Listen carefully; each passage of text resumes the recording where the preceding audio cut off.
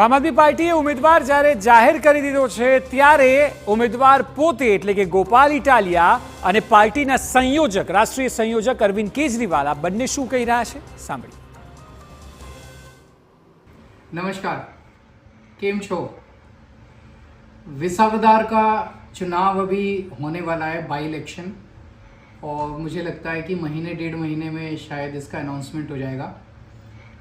विसावदार से गोपाल इटालिया भाई को हम लोग जिम्मेदारी दे रहे हैं वहाँ से चुनाव लड़ने की, और मुझे पूरी उम्मीद है कि गोपाल इटालिया एक बहुत मजबूत कैंडिडेट होंगे और वहाँ से जीत के आएंगे।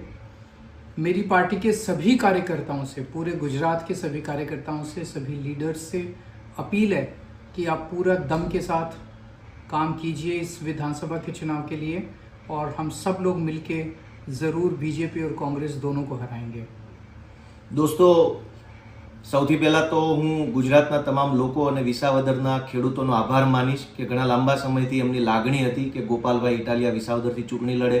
મેં અરવિંદ કેજરીવાલજીને વિનંતી કરી અને અરવિંદજીએ મને એક જવાબદારી સોંપી છે કે વિસાવદરના ખેડૂતો અને ગુજરાતના લોકો માટે અવાજ ઉઠાવવા માટે આ ચૂંટણીમાં હું ઉતરું।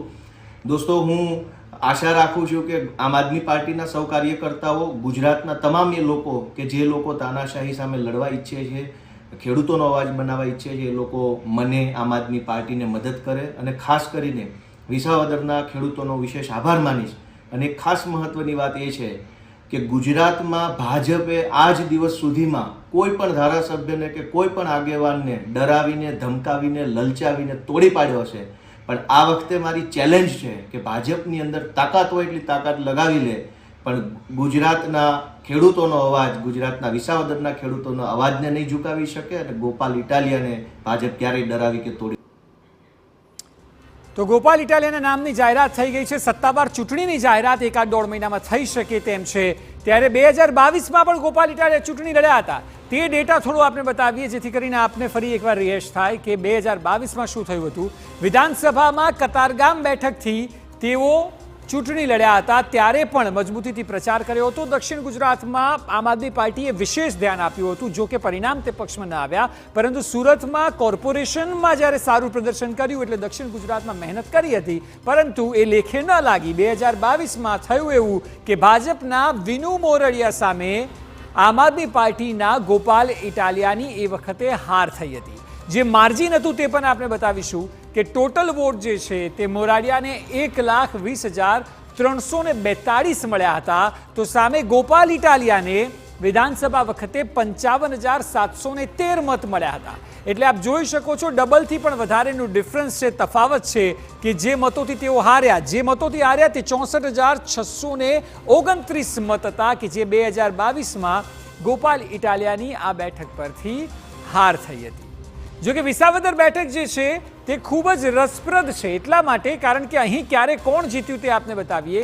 કેશુભાઈ પટેલ મુખ્યપ્રધાન 1995માં એ સમયના, ત્યારે તેઓ અહીંથી આ બેઠક પરથી જીત મેળવી હતી। તેઓ મોટો ચહેરો હતા, પાટીદાર મજબૂત ચહેરો, લડાયક ચહેરો। 1998માં પણ તેઓ આ બેઠક પરથી જીત મેળવી હતી।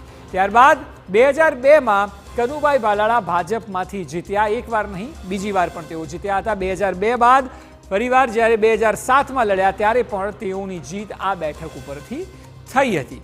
2007 બાદની વાત કરવામાં આવે તો 2012માં ગુજરાત પરિવર્તન પાર્ટી જ્યારે કેશુભાઈ પટેલે બનાવી, 2 બેઠકો ગુજરાતમાં જીત્યા હતા, તેમાંથી એક બેઠક વિસાવદર હતી। એટલે અહીંથી ભારતીય જનતા પાર્ટી એ ક્યારેય આ બેઠક જીતી નથી શકી। એટલે જીપીપીએ 2012માં જીત મેળવી, ત્યારબાદ હર્ષદ રીબડિયા કે જેઓ કોંગ્રેસમાં હતા ત્યારે 2014માં આ બેઠક પરથી તેઓ જીત્યા હતા। એટલે કેશુભાઈ બાદ હર્ષદ રીબડિયાની આ બેઠક પરથી જીત થઈ અને 2017 બાદ 2022માં ભૂપત ભાયાણી આમ આદમી પાર્ટીમાં જીત્યા અને ત્યારબાદ જે વિવાદ થયો તે આપને આગળ બતાવ્યો કે વિસાવદર બેઠકને લઈને વિવાદ શું હતો અને વિવાદ બાદ હવે પેટા ચૂંટણી થઈ રહી છે। ત્યારે જોવું રહ્યું કે આ બેઠક પર કોનો દમ દેખાય છે। આ તમામની વચ્ચે